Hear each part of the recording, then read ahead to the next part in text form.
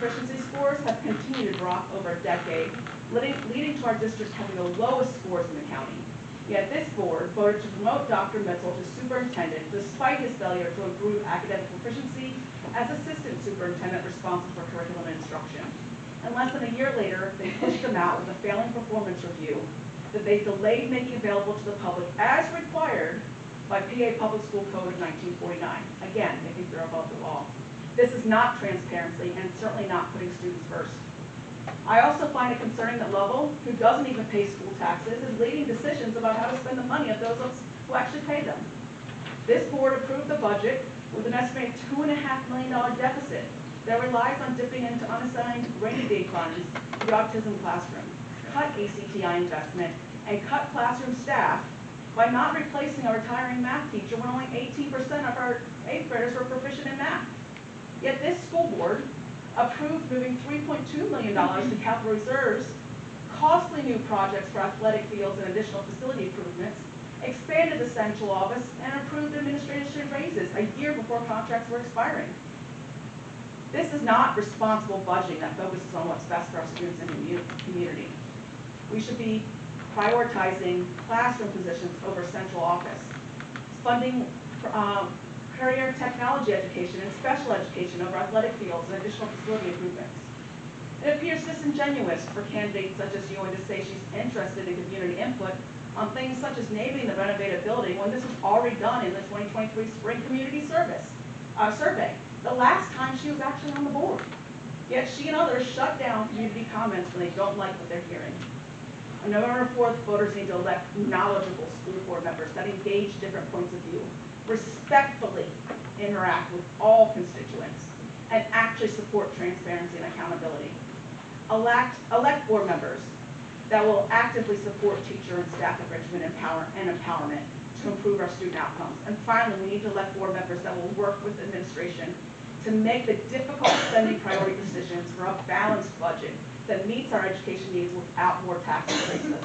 It's beyond to put a stop to this dumpster fire that's resulted from politics corrupting our school board. On November 4th, say no to Ewan, Ressler, and Yerger.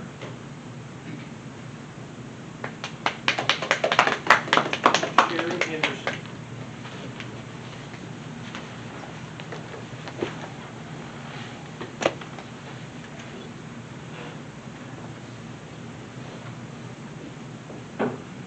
Good evening, school board.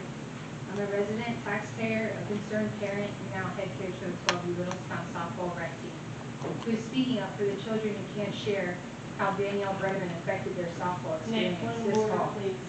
I realize this Excuse me, board Ms. of Anderson, order. we're going to pause your time. Members raise a point of order. Ms. Brennan, state your point of order. Softball for the rec league has absolutely nothing to do with this school or the school board. They wear school uniforms. Excuse me.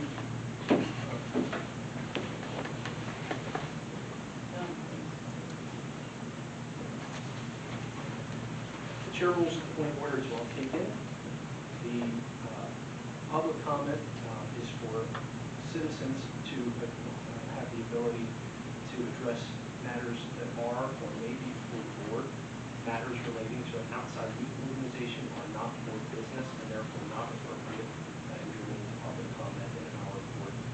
Okay, thank you. I'd like to raise a Sunshine Act challenge, please, then. State your objection. You cannot limit public comment. They are allowed to, under public comment, they're allowed to give comments that are related to school board matters. Behavior of a board member in youth sports is related to her conduct of decisions that she's making about school and students. So it is relevant, even if the actual activity isn't relevant, her behavior and the decisions that she's making are relevant. That is, we heard and understand your objection. The Sunshine Act, as I stated, allows for residents and taxpayers the opportunity at each advertised regular meeting and special meeting for residents and taxpayers of the local subdivision to comment on matters which are or may be before the board prior to taking official action. This is not a matter or could be before our board. No, I to didn't take say it was. official action on. I said her behavior Ma'am, is you have- related. If you have a major Sunshine Act objection, you don't get to give a rebuttal. And you are restricting public comment and violating the First Amendment and the Ms. Sunshine Act Johnson, again. That's enough. The objection is overruled, and we will proceed with the meeting. Ms. Anderson, if you would like to redirect public comment to a matter that is, you're making before the board, that is fine. But that, any matters relating to an outside sports organization is not one of them. All right. The I'll whole go to board the is next getting, level then. the whole board is getting Mr. sued Lovell, and Ms. they're, Bayless and they're, has a question. yeah. So that would be the conclusion of public comment. Now, Ms. Bayless, you recognize your question? I just have a question for us. Okay. These, I guess it's rec council, I'm not really sure, I didn't get that far, but it's Ms. Sherry's, sorry, I didn't have my glasses on, Anderson's name. So, I'm assuming it's a rec council that she's speaking about. My question is this: does the rec council in this particular Yep. situation use our facilities or use our fields? Yep. That's my question. Point of They order. also wear uniforms. Objection. Excuse me. We're not going to allow members of the audience to call out during the meeting. If you wish to speak, you have to follow policy 903 and sign up to provide public comment under our policies. This is a meeting of the board taking place in the public. This is not a free-for-all. So we're going to, the board is going to conduct its business. I just don't know the answer, so I So, want to ask. yes, I appreciate the question. Your question was enough. So there are youth sports organizations, any organization or private citizen has the ability to request usage of our facilities. Okay. So do you know if, I don't know what organization this was, but is this particular organization, do they use our fields or our property? They have the opportunity to, they do, I believe on occasion, and do, but I believe that our youth baseball and softball organization predominantly wins their own fields and uses their fields.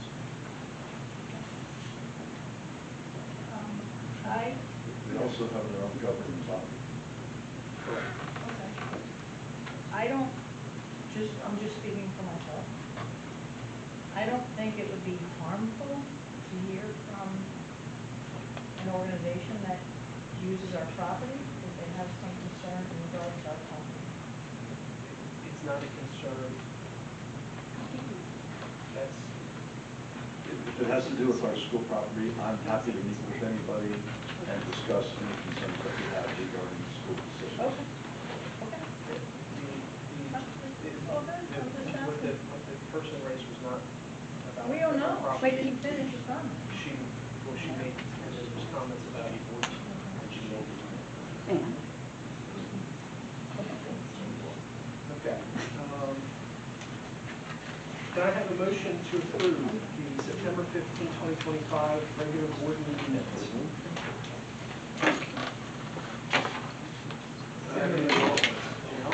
Steve, you're the second.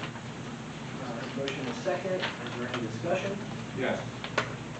I'm only going to say that I am voting against the minutes for the reasons of the no's will still remain no's. And I asked them to change, they want to change, I think, for changing the one on the double sentence. So we're still an impasse there. I did a little research on the school district for the past 2-3 years, and it's been written opposed, whether you know it or not. And I have proof of it sitting here, but I don't agree with the no's, because nobody says no, they say opposed. And that's my issue with that. Any other discussion? All those in favor signify by saying aye. Aye. All opposed say no. Opposed. The ayes have it. You don't have to say no, you don't have to change it if it's And the opposed. motion, Mr. Sullivan, I'm going to follow Robert's rules of order to conduct the meeting. It doesn't say no, So, it says opposed. Mr. Sullivan, we're not going to get into some of that. Well, you don't change The motion things. passes. You don't Can I change have a things motion that to to benefit approve? you. The gentleman's not recognized. Of course not, of course not. Can I have a motion to approve the September 15th special session minutes? So moved. And, Is there a second? Second, so approved. All in favor signify by saying, or is there any discussion? All in favor signify by saying aye. Aye. All opposed say no. The ayes have it, motion carries. Can I have a motion to approve the October 7th Finance, Property, and Supply Committee meeting minutes? Is there a second? Is there any discussion? Yes. I want to enter into this meeting's minutes. I want it to reflect in this meeting's minutes that I disagree with the way that the minutes reflect what transpired specifically on the executive session stage. Any other discussion? All in favor signify by saying aye. Aye. All opposed say no. Opposed? The ayes have it, the motion is adopted. I have a Sunshine Act challenge related State to your that. objection. Per the discussion previously with the solicitor, you have to designate and provide in the minutes the specific scope of the legal matter that was discussed. That was not provided in the minutes from what I understand, because I can't see them, but from the discussion last week, that was not provided. The scope of the legal legal decision, or legal matters that were being discussed, not the actual legal matters, but the scope has to be specified so that the public is aware of what's occurring behind closed doors, one. Two, the second part of my objection is that in addition to the legal matters, apparently there was another scope, according to what was discussed last week, there was further scope of the meeting that is not one of the allowed reasons for executive session. So it's a two-part violation of the Sunshine Act. You didn't specify the scope of the legal matters, and you met on something that is not an allowed matter for executive sessions under the 8 reasons listed on the Sunshine Act. Your objection, just want to make sure, last week was taken under advisement and reviewed by the solicitor. It's accurately reflect the announcement that was made at the time, and accurately reflects what we discussed. The objection is overruled, and we will move forward to the meeting. The lawyer just said I couldn't do it. No, I just want to clarify what you're saying, because you're saying that the lawyer, no, I just want to clarify what you're saying, This isn't please. clarified, this isn't a question and answer. Because the You made lawyer an did not, objection. You do the this lawyer, several times no, every I meeting. just want to ask you what the lawyer said, because you said he said it was, and he just said it couldn't be resolved last week, I had to bring it up this week. Taken it under advisement and reviewed it, and I have made my ruling. We are moving on to the meeting. I'm just asking you for clarification, you don't have to be a jerk about it. That's out of order. Yes, you are. You're out of order. No, you are. That's not going to be allowed. You are out of order and disrespectful. Ms. Johnson, if you cannot observe reasonable decorum and orderly conduct, please, Please. we're not going to allow personal remarks and constant disruptions. It's not. You are. No, I asked for a clarification. You've made your Whatever. I'm Order done. is well taken. We're in regular order, and we will continue with the vote. All in favor, signify by saying aye. Aye. Opposed, say no. Or did we already approve finance? Can I have a motion for curriculum? So moved to no wrestler. Is there a second? Second, so approved. All in favor for discussion? All in favor, say aye. Aye. Opposed, say no. Point of order, Nick. I just want to make very clear at this point that the second vote that you just took prior to this one is null and void because we've already done the finance property supplement. But, That's obvious. okay, just wanted to clarify that. The ayes have it on the curriculum, and motion carries. Can I have a motion to approve the October 13th work session minutes? Sorry. Is there a second? Second, Danielle. Is there discussion? All in favor signify by saying aye. Aye. Opposed say no. Opposed? The ayes have it, motion carries. We are pleased to have with us this evening Mr. Sean Eckenrode, Executive Director of BCPI. And we have the opportunity to come to the podium to do a little bit of Q&A with board members. I'll open, if Mr. Eckenrode, if you have certain opening comments, or you can get into some questions. Just a quick comment. Mr. Eckenrode, first of all, on behalf of Littlestown board and community, we appreciate you coming here in person. And I do want you to know, I don't know of anybody who is opposed to us moving forward with career and technical education. And I just want to thank you for what you have done in the past, and I know in the future, with your help and guidance and the team effort and support from all the school districts, maybe eventually we can make this happen. And I do appreciate board members who were able to attend last Thursday night. Thank you for that. And Sean and Dr. Perry presented a lot of information to try to get us on a level playing field. The budgetary supplements that we're voting on tonight, Mr. Eckenrode, I guess you did provide some explanation for each one of those. I believe that's been shared with the board. So this time, I'll be quiet and turn things over to you, and I think we have possibly a few questions for you. Okay, thank you, Dr. Moore. I appreciate that, and I'm glad to be working here in Adams County to bring more career and technical education to the kids in Adams County and to our community and to businesses that need a skilled workforce. I'm glad to take any questions you have about the budget amendment. I would just like to say, first of all, this is my 6th budget for the Adams County Technical Institute since it was established in the summer of 2020. And this is the first time that we've had to request a budget amendment of this type. It's not something I like to do, but there were some extenuating circumstances this year that kind of led us to believe that this was a reasonable request to make.